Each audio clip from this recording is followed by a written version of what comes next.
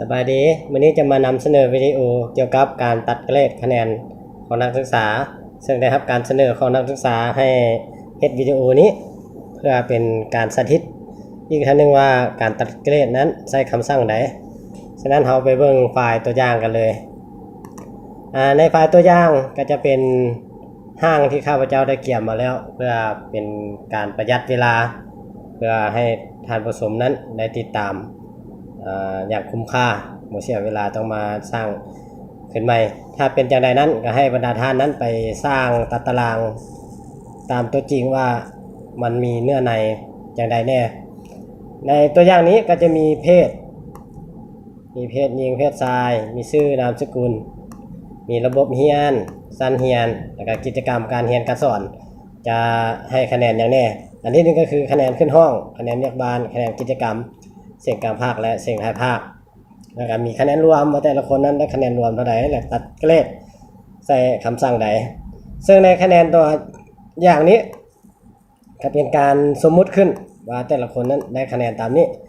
แต่ตัวจริงแล้วก็ให้บรรดาท่านนั้นไปให้คะแนนตามตัวจริงว่าแต่ละคนนั้นได้คะแนนแต่ละกิจกรรมเท่าใดฉะนั้นในโจทย์ที่นักศึกษาเสนอมาในมื้อนี้ก็คืออยากรู้คะแนนรวมใส่คำสั่งใดการตัดเกรดคะแนนใส่คำสั่งใดและก็การนับจำนวนคนทั้งหมดว่ามีจักคนยิงมีจักคนทรายมีจักคนฉะนั้นบางท่านอาจจะได้ติดตามคลิปในผ่านมาแล้วจะเข้าใจไปบางส่วนแล้วว่าคำสั่งต่างๆนั้นใช้ไว้เพื่ออย่างซึ่งได้ถ่ายทำไปในวิดีโอก่อนนั้นก็สามารถไปเบิ่งคืนได้ต่อไปเรามาปฏิบัติตัวจริงเลยคำสั่งในการรวมคะแนนก็คือคำสั่งsumบรรดาท่านอาจจะชื่อได้ให้พิมพ์เท่ากับ sum ตามด้วยวงเล็บแล้วคลิกใส่คะแนนกิจกรรมที่1จนฮอดกิจกรรมสุดท้ายแล้วปิดวงเล็บจากนั้นให้ติ๊กเครื่องหมายที่แทบฟังก์ชันก็จะได้100คะแนนสำหรับผู้ที่1เพื่อบ่เป็นการเสียเวลาให้บรรดาท่านนั้นก๊อปปี้สูตรดังคลิปก่อนนั้นได้อธิบายไปกันแล้วให้นำเอาเมาส์มาคลิกใส่เลขบวกแล้วลากลงก็เป็นการประหยัดเวลาต่อไปเราไปเบิ่งการตัดเกรดคะแนนก่อนจะตัดเกรดคะแนนนั้นเราต้องมีการวางมาตรฐานและเกณฑ์การให้คะแนนว่าแต่ละคนนั้นจะได้เกรดหยังในตัวอย่างนี้ก็จะเป็นการให้คะแนนแบบ8มาตรฐานที่1ถ้าได้คะแนนใหญ่และเท่ากับ80คะแนนให้ A ได้คะแนน75ขึ้นไปได้ B บวก70ได้ B 65 C บวก60 C 55 D บวกถ้าใหญ่กว่า50ได้ D และก็สุดท้ายน้อยกว่า50จะได้ F ทันทีฉะนั้นเราไปปฏิบัติตัวจริงกันเลยในนี้ข้าพเจ้าได้ตัวอย่างมาก่อนแล้วเพื่อบ่ให้บรรดาท่านนั้นงงเนาะซึ่งว่า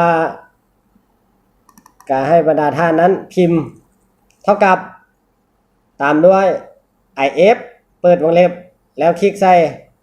ผู้ที่1ถ้าใดบ่ทันเข้าใจก็สามารถเบิ่งตามคำแนะนำของโปรแกรมได้ก็จะมี if มี logical test มี value แล้วก็ value if for logical test หมายถึงให้เราเริ่มกวดตั้งแต่ผู้ที่1จนฮอดผู้สุดท้าย value if หมายถึงเราจะให้มาตรฐานคะแนนเท่าใดและสุดท้ายก็คือให้มันออกคะแนนว่ามันจะถูกตามตัวจริงหรือบ่เราก็มาอธิบายคืนอีกทีนึงหลังจากพิมพ์เท่ากับแล้วตามด้วย if คะแนนผู้ที่1ก็คือ JC แม่นหยัง JC แม่นฐาน J เลอะ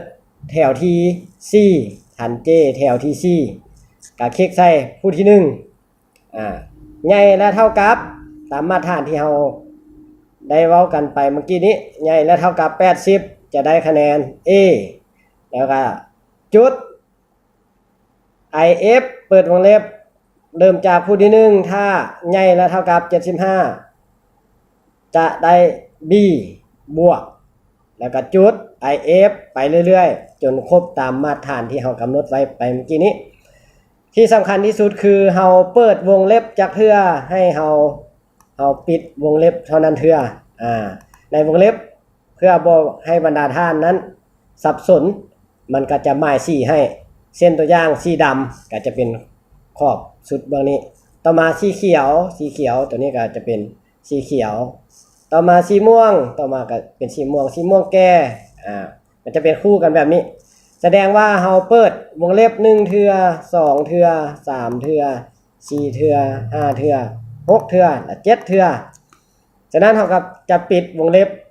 7เทื่อเช่นกันหลังจากนั้น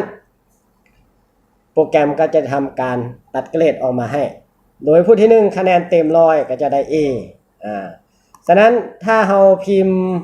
สูตรได้แล้วเราก็สามารถ copy สูตรได้โดยการคลิกแล้วลากลงแบบนี้ลากลงเลยนี่จะได้คะแนนแต่ละคนออกมาแบบนี้หรือว่าเกรดออกมาแบบนี้ก็ให้บรรดาท่านนั้นกดสอบคืนตามมาตรฐานที่เรากำหนดว่ามันถูกต้องตามความเป็นจริงหรือบ่A ใหญ่กว่า80หรือบ่จะได้ A B บวกใหญ่กว่า75หรือบ่คะแนนตัวจริงก็ใหญ่และเท่ากับ75มันจะได้ B บวก D บวกแม่นใหญ่และเท่ากับ55ได้ D บวกอันนี้คะแนนเราได้56และสุดท้ายถ้าคะแนนหลุด50คะแนนจะได้ F ทันทีในนี้ผู้สุดท้ายคือนางนุชจะได้คะแนน49คะแนนแสดงว่ามันหลุด50อาจจะตกเป็น F ทันทีถ้าผู้ใดบ่เข้าใจก็ย้อนไปเบิ่งอีกเทื่อนึงก็ให้พิมพ์ตามสูตรนี้เลยพิมพ์เท่ากับ if ตามนี้เลยตามนี้เลยก็จะได้คะแนนเกรดออกมาแบบนี้หลังจากพิมพ์ครบตามมาตรฐานที่เรากำหนดไว้แล้วให้เราติ๊กเครื่องหมายถึงที่แถบฟังก์ชันแล้วก็ทำการ copy สูตรลงมาเลยสูตรออกมาแบบนี้หลังจากที่เราได้ตัดเกรดคะแนนสำเร็จแล้วต่อไปเราจะไปเบิ่งวิธีการรวมจำนวนคนทั้งหมดว่ามีจักคนในการรวมจำนวนคนทั้งหมดนั้นซึ่งเพิ่นเอิ้นว่าการนับจำนวนซึ่งจะมีคำสั่งในนั้นไปติดตามกันเลยให้บรรดาท่านนั้นพิมพ์เท่ากับตามด้วย C O U N T หรือว่าเขาก็แปลว่านับถ้าเราพิมพ์สูตรถูกต้องโปรแกรมก็จะมีคำสั่งแนะนำให้เราก็ดับเบิลคลิกในโปรแกรมก็ได้ถ้าผู้ใดชื่อสูตรก็พิมพ์ไปเลยก็บ่เป็นหยังแต่นี่ให้บรรดาท่านดับเบิลคลิกใส่ที่เขาโปรแกรมก็จะมีคำแนะนำให้ก็คือให้เริ่มนับจากตัวเลขที่1ตัวเลขที่2ไปเรื่อยๆจนฮอดผู้สุดท้ายในนี้โปรแกรมมันแนะนำให้เรานับ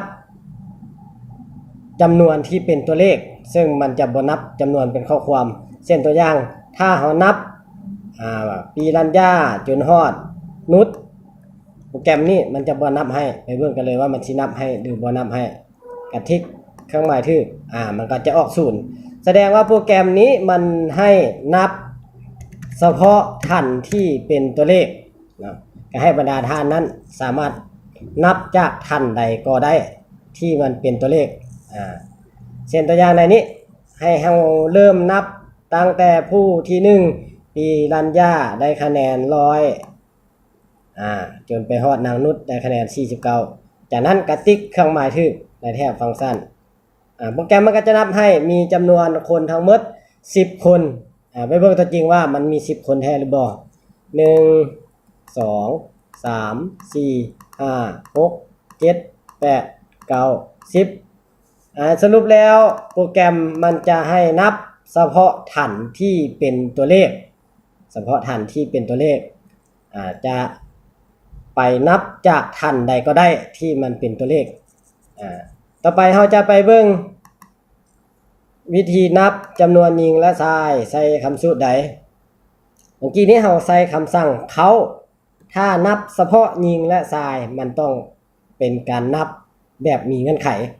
การให้บรรดาท่านนั้นพิมพ์เท่ากับตามด้วย COUN T IF ถ้าพิมพ์สูตรถูกต้องโปรแกรมจะมี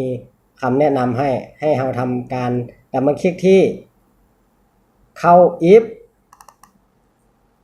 ในเข้า if มันก็จะบอกเงื่อนไขและเกณฑ์ให้ว่ามันมีคำสั่งแบบไหน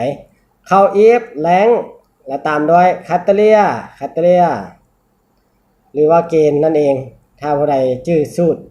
ในคลิปก่อนก็จะเข้าใจดีแล้วแรงหมายถึงหยังแรงหมายถึงช่วงของเพศทั้งหมดตั้งแต่ผู้ที่1จนฮอดผู้สุดท้ายให้เราทำการคลิกแล้วลากลงจนฮอดผู้สุดท้ายแล้วตามด้วยจุดเครื่องหมายยืมปิดวงเล็บจะพิมพ์ไปเลยแบบนี้ก็ได้แล้วอยู่ในวงยืมของเราจะตามด้วยบุคคลที่เราต้องการฮู้ว่าเราอยากฮู้หญิงหรือชายถ้าอยากฮู้หญิงเราก็พิมพ์คำว่ายอหญิงแทนด้วยหญิงจากนั้นให้ติ๊กเครื่องหมายถูกปึ๊บโปรแกรมก็จะนับให้ผู้หญิงมี6คนแท้หรือบ่ไปนับมาเลย1 2 3 4 5 6แสดงว่าคำสั่งที่เราใส่ไปเมื่อกี้นี่ถูกต้องฉะนั้นการนับผู้ชายเราก็ใส่สูตรเดียวกันหรือคำสั่งเดียวกันให้พิมพ์เท่ากับตามด้วย COUNT ทำการดับเบิลคลิกที่คอน if เข้า if ตามด้วยแรงช่วงผู้ที่1จนฮอดผู้สุดท้ายจากนั้นจุดวงยืมตัดวงเล็บในวงยืมกับพิมพ์ซอซึ่งแทนด้วยเพศชายจากนั้นทำการติ๊กเครื่องหมายถูกที่แท็บฟังก์ชันโปรแกรมก็จะนับให้มี4คนแสดงว่าโปรแกรมนี้ใส่คำสั่งถูกต้อง6บวก4เท่ากับ10มาฮอดนี้วิดีโอเฮาถ้าผู้ใดบ่ทันติดตามบ่ทันก็ให้ไปย้อนวิดีโอคืนแล้วหยุดแล้วสังเกตเบิ่งคำสั่งที่ได้อธิบายมาเมื่อกี้นี้ถ้าท่านใดยังบ่เข้าใจก็สามารถคอมเมนต์มาใต้คลิปได้สุดท้ายฝากกดไลค์กดแชร์ให้เด้อถ้าว่าคลิปนี้มีประโยชน์ในการนำไปใช้ปฏิบัติตัวจริงถึงว่าอย่างใดก็ตามคลิปนี้เป็นห้างตัวอย่างเท่านั้นหากว่าบรรดาท่านมีห้างที่ดีกว่านี้ก็ไปเฮ็ดตามตัวจริง